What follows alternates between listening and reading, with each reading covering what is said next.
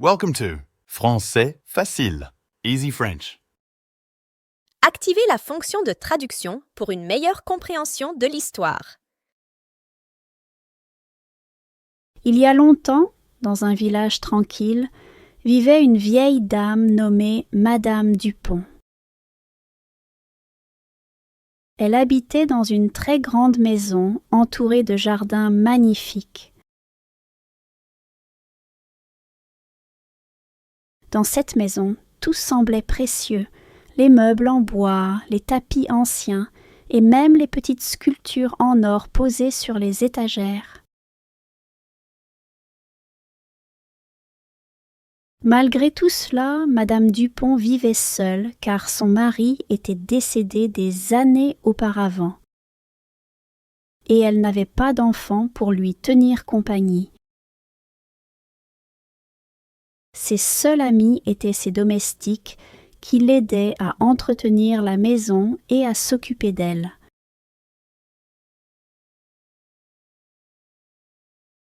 Avec les années, Madame Dupont avait remarqué que sa vue commençait à baisser. Au début, ce n'était qu'un léger trouble, comme une brume qui l'empêchait de bien lire ses livres.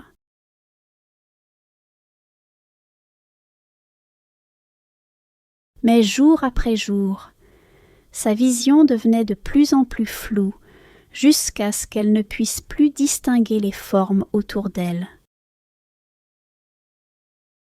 Finalement, un matin, en ouvrant les yeux, elle réalisa qu'elle était devenue complètement aveugle.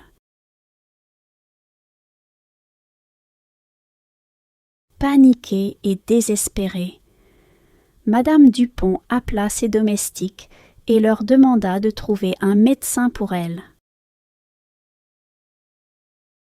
Elle voulait à tout prix retrouver la vue, car elle ne supportait pas de vivre dans l'obscurité.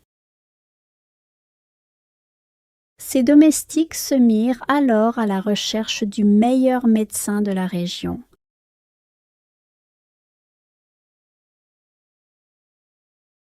Quelques jours plus tard, un médecin arriva à la maison.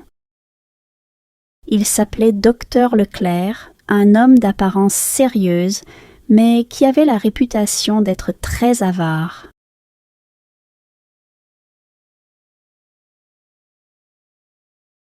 Dès qu'il franchit la porte de la maison, il fut immédiatement frappé par la richesse des lieux. Les tapisseries, les bijoux, les meubles somptueux. Tout cela éveilla en lui une idée malsaine.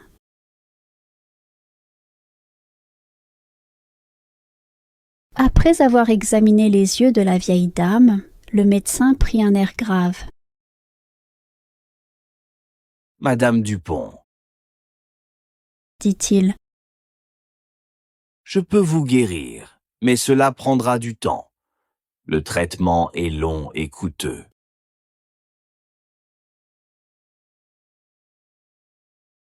Madame Dupont, prête à tout pour retrouver la vue, accepta sans hésiter. « L'argent n'est pas un problème, docteur. Venez chaque jour et faites ce qu'il faut, » répondit-elle.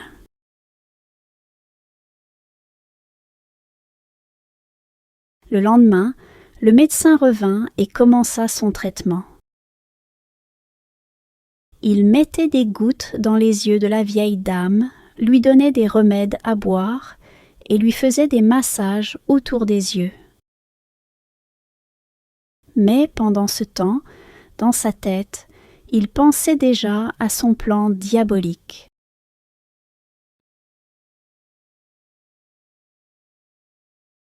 Cette dame est aveugle, elle ne peut rien voir.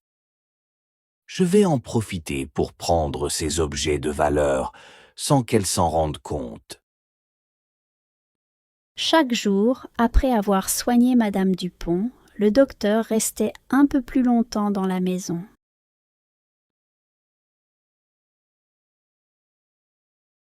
Il observait attentivement les objets autour de lui. Un jour, il prit discrètement un vase en porcelaine. Le lendemain, il s'empara d'un petit tableau accroché au mur. Et ainsi, chaque jour, il volait un peu plus. Il croyait que personne ne s'en apercevrait.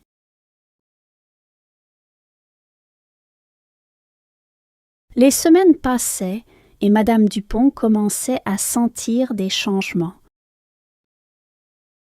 Ses yeux, qui étaient auparavant plongés dans l'obscurité, commençaient à voir un peu de lumière. Peu à peu, des ombres et des silhouettes floues apparaissaient devant ses yeux.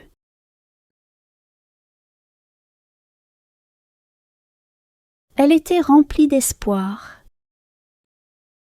Bientôt je pourrai revoir mon jardin et mes objets précieux, pensait-elle. Après plusieurs mois de traitement, un jour enfin, Madame Dupont ouvrit les yeux et vit clairement pour la première fois depuis longtemps.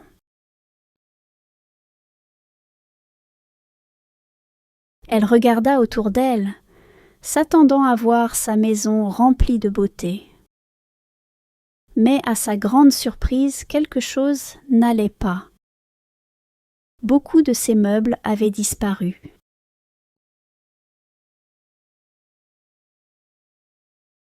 Elle ne voyait plus son vase favori, ni ses petites sculptures en or, ni les tableaux qu'elle aimait tant. La vieille dame fut choquée et se demanda: « Où sont passés tous mes objets précieux ?»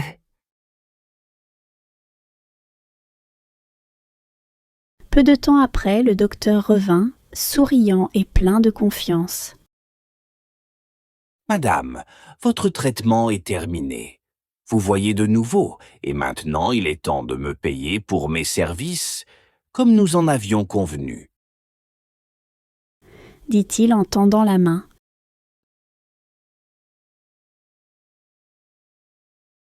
Mais Madame Dupont, loin d'être reconnaissante, répondit d'un ton sec. « Je ne vous paierai pas, docteur. » Le médecin, surpris et énervé, demanda: « Pourquoi refusez-vous de me payer? J'ai passé des mois à vous soigner, et grâce à moi, vous pouvez voir de nouveau. Vous devez tenir votre promesse. »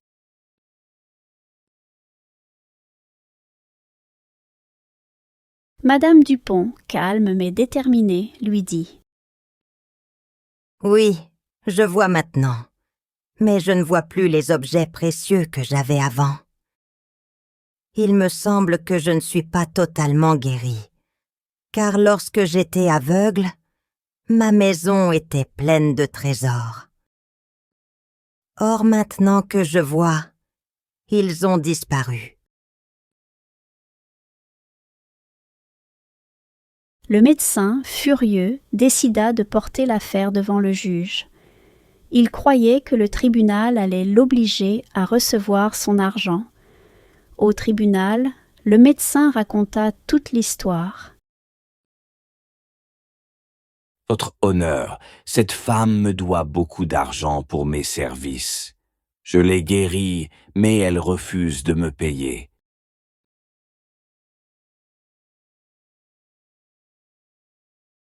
Le juge, intrigué, demanda alors à Madame Dupont pourquoi elle ne voulait pas payer. La vieille dame expliqua. « Monsieur le juge, le docteur prétend m'avoir guéri, mais je crois que ce n'est pas tout à fait vrai.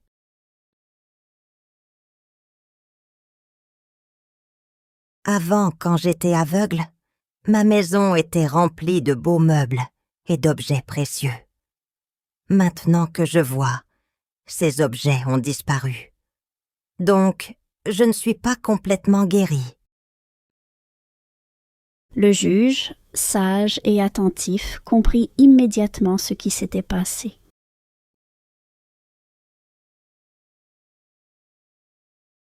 Il réalisa que le médecin avait profité de la cécité de Madame Dupont pour voler ses biens.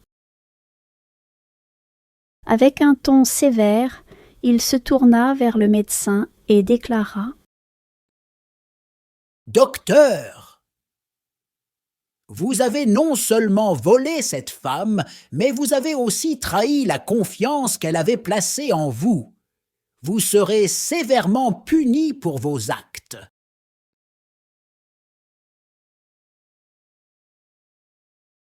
Le médecin, pris de panique, tenta de se défendre, mais il était trop tard.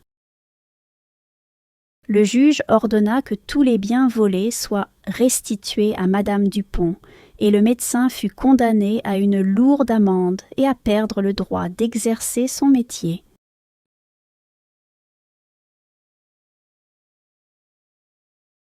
Madame Dupont, soulagée, retrouva non seulement la vue, mais aussi tous ses objets précieux.